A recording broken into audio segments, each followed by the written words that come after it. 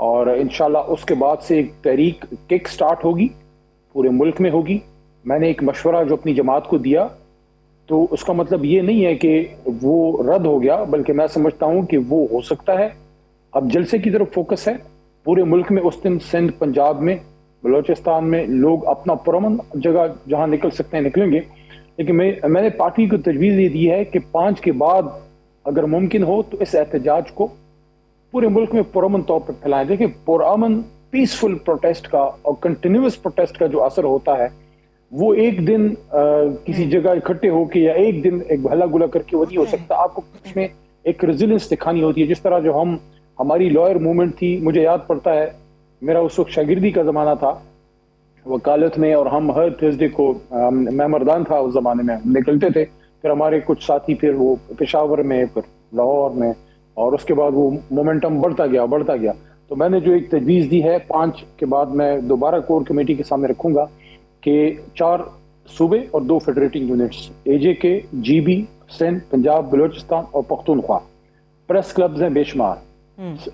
تحصیل میں آپ جا سکتے ہیں، آپ تحصیل کی جو بڑی پریس کلب ہوتی ہے وہاں آپ بیٹھیں، وہاں آپ اپنا موقف رکھیں، اور یہ کوئی دہشت گردی نہیں ہے، کوئی سیکیورٹی زون نہیں ہے، کوئی ریڈ زون نہیں ہے، کوئی خدا نخواستہ کسی ادارے کا دفتر نہیں ہے، کچھ نہیں ہے۔ یہ ایک عوامی جگہ ہے جہاں سربت بی بی یا علی یا کوئی بھی جا کے اپنا موقف رکھ سکتا ہے۔ آپ پریس کانفرنس کیجئے، پاکستان کا جھنڈا، تحریک انصاف کا جھنڈا ہاتھ میں لیں اور وہاں پہ آپ اپنا بیٹھیں، تو یہ اس کو ہم آگے بھی پھیلا سکتے ہیں۔ فی الحال جتنا مجھے سمجھ آئی ہے، کیونکہ میں پشاور والی میٹنگ میں تو نہیں تھا، لیکن کور کمیٹی کی 2-3 میٹنگز اور پارلیمنٹری پارٹی میں میں نے دیکھا ہے، تو فوکس یہ ہے کہ فی الحال ایک جلسہ ہو جائے، ایک بھرپور، اور اس کے ساتھ ساتھ پنجاب سے میں لوگ نکلیں، اور پھر اس کے بعد ایک لائے عمل وزیر اعلیٰ صاحب شاید دیں۔ میرے خیال میں تو بیسک رسپانسبلٹی چیئرمین اور جنرل سیکرٹری کی بنتی ہے، کیونکہ وزیر اعلیٰ کا تو پیرامیٹر اپنے صوبے کے حد تک ہے۔ بہرحال جو بھی پارٹی فیصلہ کرے گی ہم سب ان کے ساتھ ہیں، لیکن یہ تحریک کو اب آگے انشاءاللہ جو ہے وہ بڑھنا ہے۔ بالکل ایسا ہی ہے، پرامن ہونا چاہیے، اور بالکل، اور جب ایک چیز پرامن طریقے سے ہو رہی ہو تو کوئی بھی حکومت کہیں بھی کسی بھی جگہ پہ آپ کا راستہ نہیں روکتی۔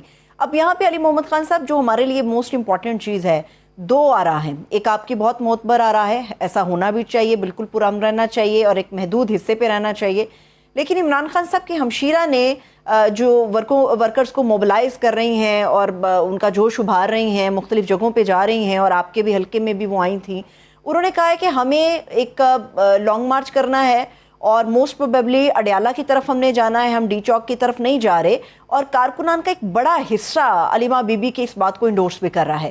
یہاں پہ ایک ڈویژن ہے، اس ڈویژن کو بھی کیسے ختم کیا جائے گا؟ کیونکہ پارٹی 2 حصوں میں تو آگے نہیں بڑھ سکتی، ورکر تو کسی ایک سطح پہ آگے بڑھے گا، یا وہ پوری لیڈرشپ کے ساتھ علیمہ بی بی کے ساتھ آگے بڑھے گا، یا پھر وہ خود کو جوش دلانے کے لیے علیمہ بی بی کے ساتھ اڈیالہ کی طرف بڑھے گا۔ تو اس کو آپ لوگ کس طرح سے ایک جگہ پہ کریں گے، ایک ہی حصے میں اس کو کریں گے آپ؟ دیکھیں، بہنوں سے آپ خان صاحب کے لیے آواز اٹھانے کا حق کوئی نہیں چھین سکتا، ان کا رائٹ ہے، بطور سسٹر آپ کا بھی رائٹ ہے، آپ کا خود اللہ نہ کرے کوئی فیملی ممبر جیل میں ہو تو آپ ان کی آواز اٹھائیں گی، لیکن پارٹی کے سیاسی فیصلے ایک سیٹ اپ موجود ہے، چیئرمین ہے، جنرل سیکرٹری ہے، جس کو علی محمد نے یا الف بے جیم نے نہیں، جناب عمران خان صاحب نے لگایا، اور پھر ایک اختیار دیا ہے محترم اچکزئی صاحب، محترم ناصر عباس صاحب۔ ملک میں لانگ مارچ کرنا ہے، نہیں کرنا، کدھر احتجاج کرنا ہے، کس طریقے سے کرنا ہے، یہ فیصلہ ادھر سے آئے گا، یہ سہیل بھی نہیں کر سکتے۔ میں آپ کو بتا دوں، یہ فیصلہ ہوگی پارٹی کی مرکزی قیادت، بالخصوص اچکزئی صاحب کے ساتھ مشاورت سے۔ اب انہوں نے ایک ایکٹیویٹی کی ہے، اچھی ایکٹیویٹی کی ہے، اس پہ ان کو اپریشیٹ کیا جانا چاہیے، اپنے بھائی سے محبت کا اظہار کر رہی ہیں، اس میں تو کوئی امر مانی نہیں ہے۔ ایک چیز پہ البتہ میں نے پارٹی کو، اور یہ میں ریکارڈ میں لے آؤں، بڑی اہم بات ہے، کور کمیٹی اس ہفتے ہماری میٹنگ ہوئی اور اس میں نے برملا یہ موقف دیا ہے، اس پہ کوئی خوش ہو یا ناراض ہو، اور میں نے یہ دیکھا کہ کور کمیٹی تقریباً تمام کی تمام اس بات کی سپورٹ کرتی ہے کہ کوئی بھی احتجاج ہو، ملک کی کسی بھی جگہ ہو، لیکن اڈیالہ جا کے اکٹھا ہونا میں اس کے حق میں اس لیے نہیں ہوں، اس کی جگہ آپ سنجانی بیٹھیں، اسلام آباد بیٹھیں، آپ پورے ملک میں نکلیں، اڈیالہ میں خدا نخواستہ غم جو بہت اگر آپ لوگ اکٹھے کر لیں تو اللہ نہ کرے وہاں ان کو کوئی فالس فلیگ کا موقع نہ مل جائے، خان صاحب کو کوئی نقصان نہ پہنچ جائے، اس جمع غفیر کی آڑ میں کوئی اور گیم نہ ہو جائے 9 مئی کی طرح۔ تو ہمیں عمران خان کی زندگی اپنی زندگی سے بھی زیادہ عزیز ہے. اس لیے میں سمجھتا ہوں کہ پارٹی اڈیالہ کی تو کبھی بھی ایکسیپٹ نہیں کرے گی کال. ہاں اسلام آباد کے لیے اگر آپ نے پرامن طور پہ جانا ہے لیکن اس کو بھی 24 نومبر کو ذہن میں رکھے کیونکہ بہت سی شہادتیں ہوئی تھی. اس لیے میں نے جو بات کی ہے کہ اگر آپ نے احتجاج کرنا ہے تو پرامن پورے ملک میں اس طریقے سے پھیلائے کہ اب وہ حکومت اس سے پریشان ہو جائے گی. لیکن پورے ملک میں ہزاروں جگہوں پہ لوگ ایک وقت میں لاکھوں لوگ نکل رہے ہیں پرامن اور پھر وہ واپس جاتے ہیں اور اس کو پھر آپ پھیلا بھی سکتے ہیں. لیکن بہرحال یہ فیصلہ پارٹی نے کرنا ہے کہ پارٹی نے لانگ مارچ پہ جانا ہے ابھی نہیں جانا. یہ جلسے میں سہیل یا بیرسٹر غور سے آپ کو پتہ جائے گا. لیکن کیا لانگ مارچ ہونا ہے, کب ہونا ہے, یا احتجاج کس شکل میں ہونا ہے, یہ فیصلہ نہ علی کر سکتا ہے, نہ کوئی فیملی ممبر کر سکتا ہے, نہ کوئی زید بکر. یہ وہ لوگ کریں گے جن کو عمران خان نے یہ اختیار دیا ہے. پارٹی موجود ہے, اس کا چیئرمین ہے, اس کا جنرل سیکرٹری ہے, اچگرئی صاحب ہیں, ناصر عباس صاحب ہیں, یہ 4-5 مین لوگ ہیں.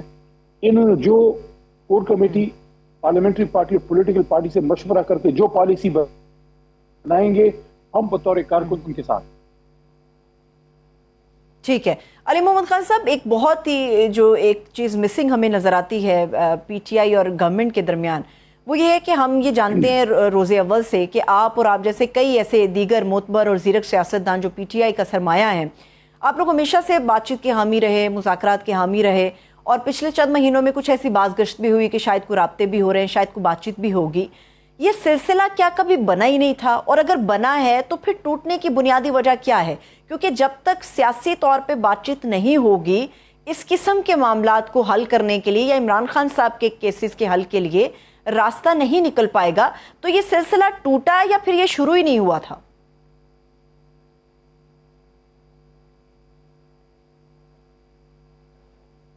میں اس چیز پہ بڑا کلیئر ہوں, میں پرامن احتجاج کے حق میں ہوں, لیکن میں یہ سمجھتا ہوں کہ راستہ مذاکرات سے نکلے گا. اور اگر آفر موجود ہے وزیر اعظم شہباز شریف کی طرف سے تو ہم نے اس میں بڑی ڈیلے کر دی ہے. مجھے یہ کہنے دیجیے کہ بجٹ سیشن کے دوران شہباز شریف صاحب نے مذاکرات کی آفر کی تھی. فوری طور پہ موقع کو غنیمت جان کے اچگرئی صاحب کو اس کو اوکے کرنا چاہیے تھا تاکہ بات آگے بڑھتی. کم از کم انیشل سٹیپ میں بشرا بی بی اور یاسمین راشد صاحبہ اور عالیہ حمزہ بی بی اور فلک جاوید صاحبہ, صنم جاوید صاحبہ, یہ خواتین اور سینئر سٹیزنز, اعجاز چوئی صاحب بیمار ہیں, کڈنی کا ایشو ہے, اور میاں محمود صاحب سینئر سٹیزن بھی ہیں, سینئر وزیر رہے ہیں, ان کو بھی سیریس ہیلتھ ایشوز ہیں.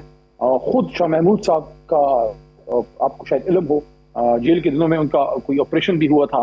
تو ان سب کو کچھ ہیلتھ فیسلٹیز مل جاتی ہیں, کچھ خواتین ہاسپٹل شفٹ ہو جاتی ہیں, ایک سٹارٹ ہو جاتا, ایک چیز سٹارٹ ہو جاتی.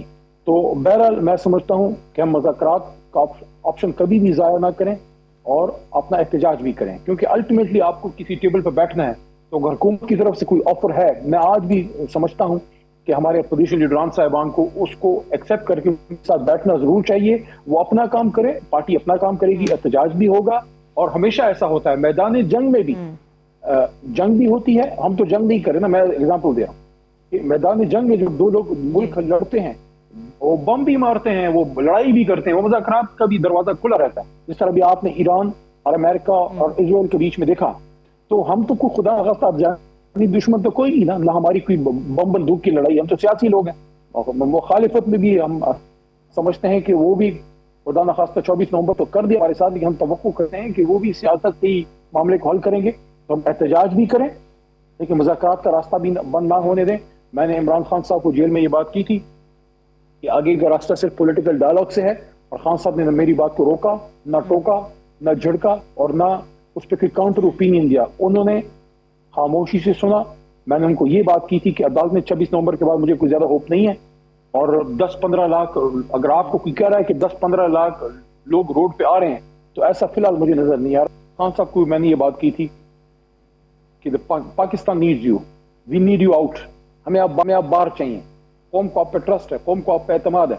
کوئی پولیٹیکل ڈیل نہیں, میں پولیٹیکل ڈیل کا کبھی آپ کو مشورہ نہیں دوں گا. That's what I said to Imran Khan. لیکن میں آپ کو یہ ریکویسٹ کرتا ہوں کہ ڈائلاگ سے اگر کوئی راستہ نکلتا ہے تو آپ پلیز نکلیے, کیونکہ ہمیں دوسرا لیڈر پھر آپ جیسا اس قوم کو نہیں ملنا.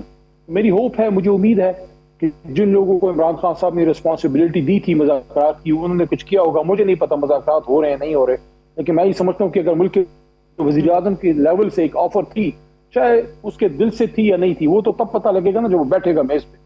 तो मैंने ये भी कहा था कि कोई जरूरत नहीं है अगर किसी को अनाव का इशू है आप ना जाएं पीएम हाउस और वो भी ना आए अपोजिशन चैम्बर, बैठे पार्लियामेंट हाउस में मसले का हल निकालें। ठीक है, ठीक है, ठीक है। एक आखिरी सवाल अली मोहम्मद खान साहब आपसे मैं करना चाह रही हूँ। बड़ा अच्छा फैसला पीटीआई ने किया है कि एक सियासी कुव्वतों के साथ आगे बढ़ने का। मौलाना फजलुर रहमान साहब के साथ जो आगे बढ़ रहे हैं, खबरें ये है कि जो आइंदा इंतखाब होगा पाकिस्तान में जब भी हुआ तो उसमें इंतखाबी इत्तेहाद के साथ मैदान में आप उतरेंगे। हालांकि इमरान खान साहब तो इत्तेहादी हुकूमत के खिलाफ रहे। 2018 के बाद जब भी इमरान खान साहब ने बात की, नो कॉन्फिडेंस हुआ, उन्होंने कहा कि हमें एक इत्तेहादी गवर्नमेंट, एक कमज़ोर गवर्नमेंट लेनी नहीं चाहिए।